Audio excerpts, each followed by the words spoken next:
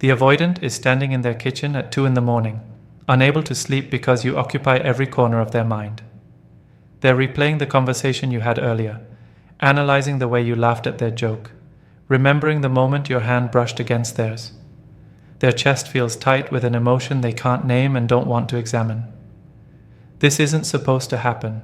They're not supposed to feel this way about anyone. They built their entire life around not feeling this way, around maintaining distance and control, around keeping their heart protected behind walls so high that nothing could reach it. But you've reached it anyway. And now the avoidant is drowning in feelings so intense they don't know what to do with them, except run, hide, create distance, do anything to make this overwhelming sensation stop. The avoidance psychology is designed to minimize attachment and regulate closeness through emotional detachment. They've spent years perfecting the art of not caring too much, not needing too deeply, not wanting intensely. This strategy has worked for them. It's kept them safe from the pain they experienced when they were young and needed people who couldn't meet their needs. It's protected them from the vulnerability that comes with depending on another human being.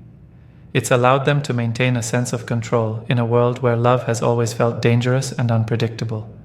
But now you've entered their life and shattered every protective mechanism they've relied on. What the avoidant is experiencing isn't just attraction or interest. It's complete psychological overwhelm. The feelings they have for you are so powerful that they're activating every alarm system in their nervous system. Their body is interpreting these emotions as danger, as threat, as something to be managed and controlled immediately. Because to the avoidant, intense feelings equal loss of control, and loss of control equals vulnerability, and vulnerability equals the possibility of being hurt in ways they've sworn they'll never allow again. So even though part of them wants to move toward you, to express what they feel, to build something real, another part is screaming at them to run, to protect themselves, to create distance before these feelings destroy them, the physical experience of emotional overwhelm. The avoidant doesn't experience their feelings for you as pleasant butterflies or excited anticipation. They experience them as physical overwhelm that borders on panic. When you're near, their heart races not with excitement but with anxiety. Their chest tightens. Their breathing becomes shallow. Their hands might shake slightly. Their stomach churns with nerves. These aren't the comfortable physical sensations of attraction. These are the alarm bells of a nervous system that's interpreting closeness as danger, intimacy as threat, caring as catastrophe. The physical overwhelm intensifies when you do things that create genuine connection. When you're vulnerable with them, sharing something real and personal, their body goes into emergency mode. When you look at them with affection or care visible in your eyes, they feel like they need to escape immediately. When you reach out to touch them gently, their entire system floods with adrenaline. These moments that should feel good, that would feel good to someone with secure attachment, trigger the avoidance fight or flight response. Their body is telling them they're in danger, even though logically they know they're safe with you. This physical response creates a terrible contradiction for the avoidant. They want to be close to you. They want to stay in these moments of connection. They crave the intimacy even as their body is rejecting it. But the physical sensations are so uncomfortable, so overwhelming, that they often can't tolerate staying present. They have to leave, create space, do something to make the intensity stop. It's not that they don't want you. It's that wanting you feels physically unbearable in ways they don't know how to manage or explain. The avoidant also experiences physical symptoms when they're away from you. They wake up in the middle of the night with anxiety they can't explain. They feel restless and agitated during the day for no apparent reason. They have trouble eating because their stomach is in knots. They can't concentrate on work because their mind keeps drifting to you. These symptoms confuse them because they're not used to someone affecting their physical state so profoundly. They're used to being unbothered, unaffected, in control of their body and emotions, but you've disrupted that control completely. The physical overwhelm also includes the sensation of their heart actually hurting, not metaphorically, but literally. When they think about you, when they imagine losing you, when they consider being vulnerable with you, they feel actual pain in their chest. This pain terrifies them because it's proof that you matter, that you've gotten past their defenses, that they're in too deep to protect themselves effectively anymore. The physical sensation becomes evidence of their vulnerability, and evidence of vulnerability is unbearable to the avoidant psychology, the cognitive chaos. While the avoidance body is in physical overwhelm, their mind is in complete chaos. They can't think straight. They're constantly running mental loops, trying to understand what they're feeling and what to do about it.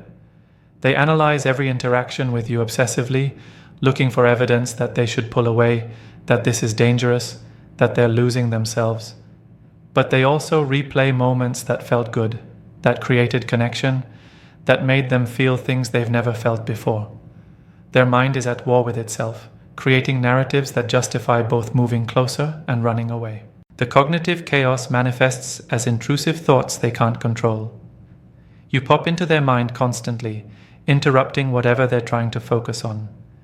They're in a meeting and suddenly they're thinking about something you said yesterday. They're trying to work and instead they're wondering what you're doing right now. They're attempting to sleep and their brain is replaying your laugh, your smile, the way you looked at them. This constant mental intrusion is deeply unsettling because the avoidant is used to compartmentalizing people and not letting anyone occupy this much mental real estate. The avoidant also experiences racing thoughts about worst-case scenarios. They imagine all the ways this could go wrong, all the ways you could hurt them, all the ways they could lose themselves in loving you. They catastrophize relentlessly, constructing elaborate disaster narratives about what will happen if they let themselves feel these feelings fully. These thoughts serve a protective function, reminding them why they should be afraid, why they should create distance, why these feelings are dangerous rather than beautiful. But alongside the catastrophizing are intrusive positive fantasies that equally disturb them. They imagine what it would be like to actually be with you, to let you in completely, to build a life together.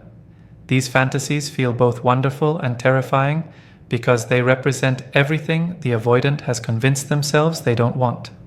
They've built an identity around not needing partnership, not wanting traditional relationship structures, preferring independence above all else.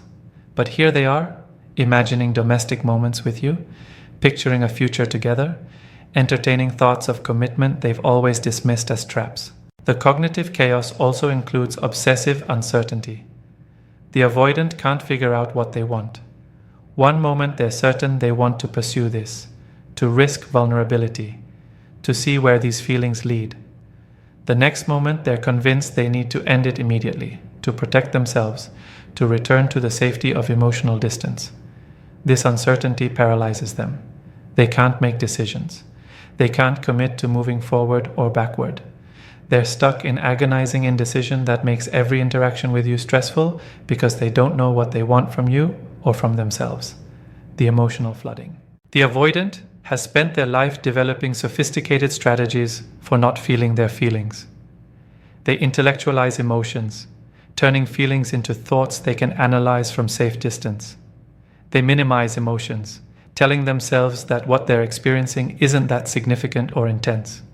They dismiss emotions, deciding that feelings aren't useful or important compared to logic and reason.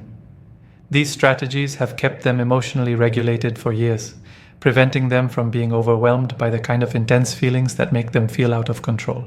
But with you, these strategies are failing. The feelings are too powerful to intellectualize away. They're too present to minimize. They're too undeniable to dismiss. The avoidant is experiencing emotional flooding, a state where feelings are so intense they can't be processed or managed through normal coping mechanisms. Everything they feel about you is coming at them simultaneously and with overwhelming force. The desire, the fear, the longing, the terror, the hope, the despair, all of it crashes over them in waves they can't ride or control. This emotional flooding manifests differently than it does in anxious attachment. The anxiously attached person might express their overwhelm externally through crying, seeking reassurance, or emotional displays. But the avoidant experiences the flooding internally, privately, in ways no one witnesses. They're having complete emotional breakdowns inside while their exterior remains calm and controlled. They're drowning in feeling while appearing perfectly fine. The disconnect between their internal experience and their external presentation is extreme, and it adds to their sense of being overwhelmed because they can't even release the pressure through expression. The avoidant also experiences unfamiliar emotions they don't have language for. They're feeling things they've never felt before or haven't felt since they were very young and still had access to their attachment needs. They might feel genuine longing, the specific ache of missing someone and wanting them near. They might feel tender protectiveness, wanting to take care of you and ensure your well-being. They might feel vulnerable affection, loving feelings that make them feel soft and exposed. These emotions are so foreign to their usual experience that they don't even know how to identify them, let alone express them or manage them. The emotional flooding is particularly intense after you've been together. When the avoidant leaves your presence, they're often hit with a delayed wave of feeling that was suppressed while you were actually there. Alone in their car or their apartment, the emotions they held back come crashing through. They might cry, something they rarely do. They might feel panicked. They might experience longing so intense it physically hurts. These delayed reactions confuse them because they thought they were handling things fine while with you, only to discover they were just postponing the emotional response until they were alone and safe to fall apart privately. The identity crisis. The feelings the avoidant has for you create a fundamental crisis of identity. They've constructed their entire sense of self around being independent, not needing anyone, being emotionally self-sufficient. They take pride in their ability to be alone, to not require partnership, to function perfectly well without romantic connection. This identity has been central to how they see themselves and how they present themselves to the world. They're the friend who doesn't understand why everyone is so focused on relationships. They're the person who claims to prefer being single. They're the individual who can't relate to the desperation others feel around love and connection. But now you've come along and shattered that identity. The avoidant is discovering that they do need someone, that they do want partnership, that they're not as independent as they've claimed. They're experiencing needs they've spent their life denying having. They're feeling dependency they've always insisted they're above. They're wanting commitment they've always maintained was unnecessary. And this discovery is creating an existential crisis about who they actually are versus who they've been pretending to be. The identity crisis manifests as deep shame. The avoidant feels ashamed of needing you, ashamed of wanting you, ashamed of being affected by you. These feelings violate every principle they've held about how to live, about what makes a person strong and complete. In their psychology, need equals weakness, want equals lack, dependency equals failure. So experiencing all of these things around you makes them feel like they're failing at being who they thought they were. They're ashamed of their own feelings and disgusted with themselves for having them. This shame intensifies when the avoidant compares themselves to who they used to be. They remember a version of themselves who was truly unbothered by people coming and going, who could end relationships casually without real pain, who never lay awake thinking about someone. That version of themselves feels like a stranger now. They've become someone they don't recognize, someone ruled by feelings rather than logic, someone vulnerable to another person in ways they swore they'd never be. The comparison between who they were and who they're becoming creates grief for the loss of the self they identified with. The avoidant also experiences shame around what others would think if they knew the truth. They've cultivated a reputation for being emotionally unavailable, for not being the relationship type, for being fine alone. If people knew how much they're actually feeling about you, how consumed they are by thoughts of you, how vulnerable they've become, they worry they'd lose respect or be seen as weak. The gap between their public persona and their private experience feels humiliating, and they go to great lengths to ensure no one, including you, sees the full extent of what they're feeling. The fear of annihilation. At the core of the avoidance overwhelm is a fear so profound it's almost existential, the fear of annihilation through love. This isn't rational fear, it's primitive, primal, rooted in experiences from when the avoidant was very young, and their survival actually did depend on the adults around them. Back then, needing someone and not having that need met felt like life or death. The infant or child who needed care and didn't receive it experienced that unmet need as threat to their very existence. And while the avoidant grew up and their survival no longer depends on others meeting their needs, their nervous system remembers. It remembers that needing people is dangerous, that depending on others leads to pain, that attachment equals threat. So now, when the avoidant feels intense feelings for you, when they experience genuine need and want, their nervous system interprets it through this old lens. Needing you feels like it could destroy them. Depending on you feels like it could annihilate them. The intensity of their feelings gets translated by their psychology as existential threat. They're not just afraid you'll hurt them or leave them. They're afraid that loving you will erase who they are, that they'll lose themselves completely, that they'll cease to exist as an independent being.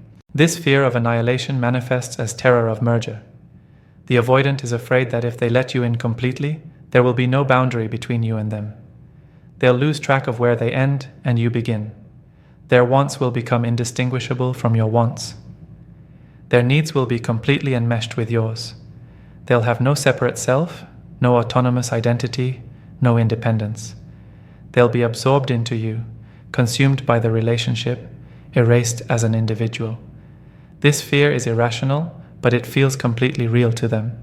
It feels like allowing closeness means sacrificing their very existence. The avoidant also fears that the intensity of their feelings will make them completely vulnerable to being destroyed by you. If you know how much they care, if you understand the depth of what they feel, if you see how much power you have over them, they believe you could use it to hurt them in irreparable ways. You could reject them and it would shatter them. You could leave them and it would destroy them. You could betray them and it would break something fundamental in them. The vulnerability of being known and needed feels like handing you a weapon and hoping you won't use it, and that level of powerlessness terrifies them. There's also fear that these feelings themselves will overwhelm them to the point of psychological breakdown. The emotions are so intense that the avoidant worries they can't survive them. They fear they'll fall apart completely if they allow themselves to feel everything they're feeling. They worry the emotions will incapacitate them, make them unable to function, turn them into someone unrecognizable. So they try desperately to suppress, control, minimize the feelings, not realizing that the suppression itself is what's making the overwhelm worse. The behavioral response to overwhelm. When the avoidant is overwhelmed by their feelings for you, their behavior becomes confusing and contradictory. They engage in what's called deactivating strategies, behaviors designed to reduce intimacy and create emotional distance. These strategies are automatic responses to the threat their nervous system perceives. They're not consciously chosen to hurt you or manipulate the situation. They're protective mechanisms that activate involuntarily when the avoidance feelings reach overwhelming intensity. One primary deactivating strategy is withdrawal. The avoidant suddenly becomes unavailable. They stop responding to messages or respond with uncharacteristic brevity. They cancel plans or avoid making new ones. They create physical and emotional distance without explanation. This withdrawal often happens right after moments of genuine closeness or vulnerability, after times when the avoidant has felt the most connected to you. The closeness triggers their fear, and withdrawal is their immediate response to regulate the intensity. Another strategy is minimizing the relationship. The avoidant starts telling themselves that what you have isn't that important, that you're not that compatible, that the connection isn't that deep. They focus obsessively on your flaws, magnifying small imperfections into major incompatibilities. They convince themselves they could easily find someone else, or that they're actually happier alone.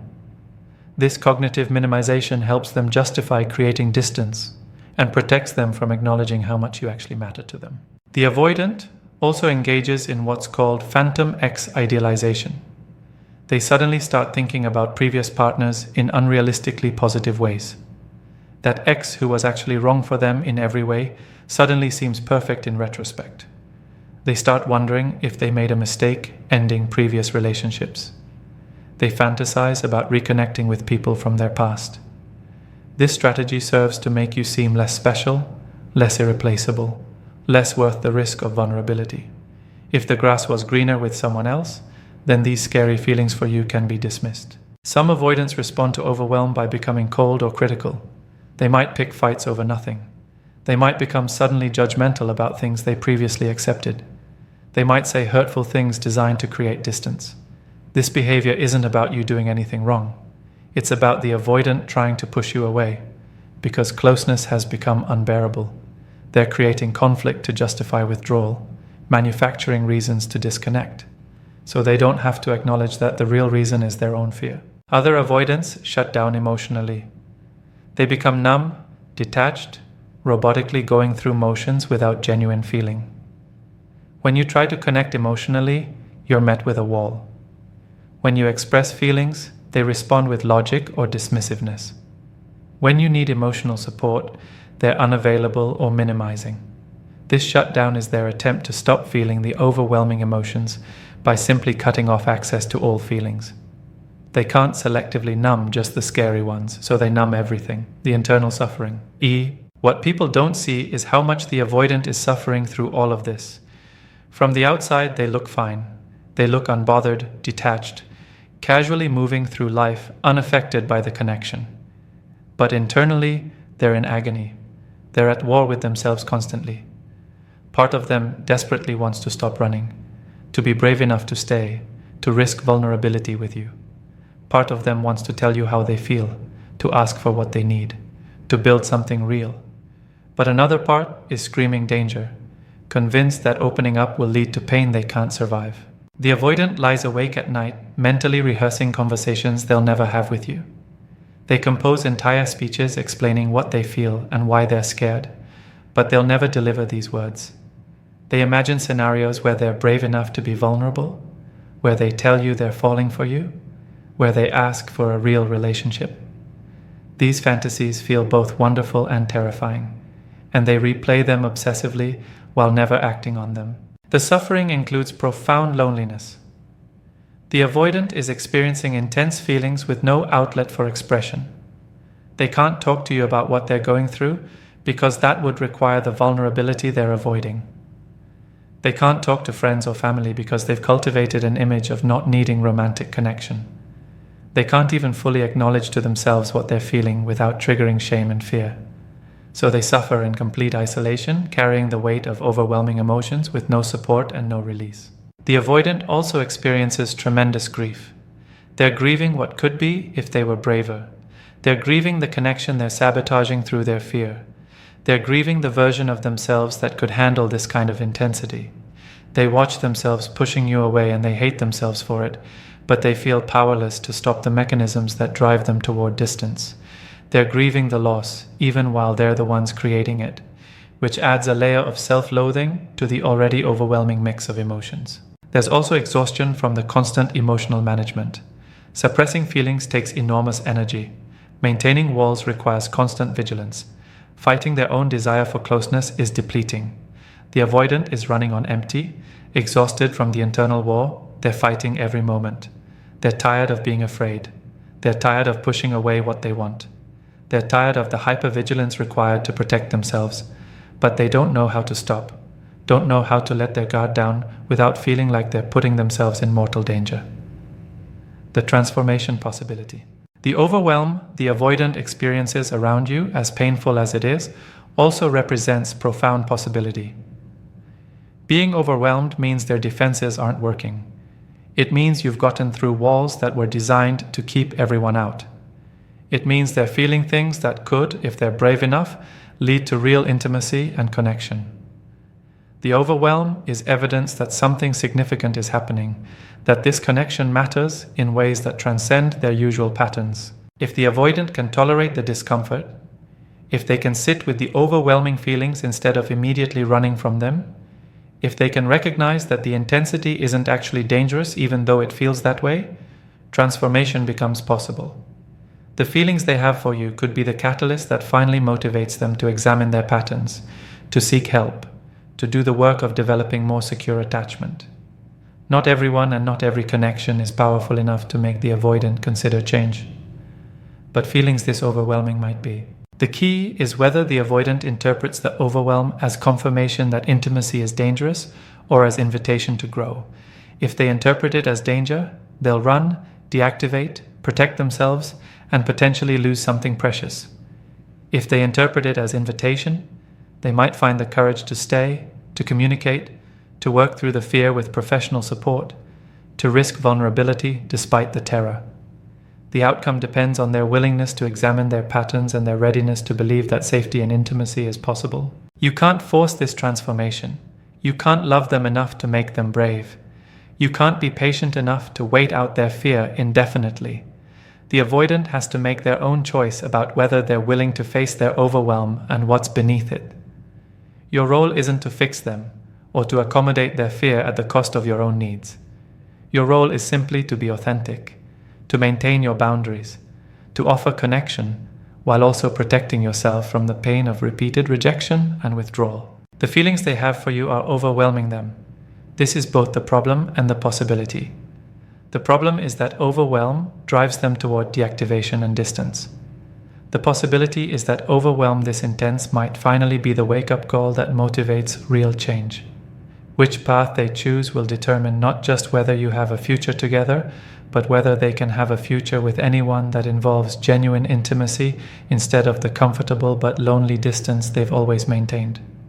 The overwhelm is the crossroads. What they do with it will define everything that comes next.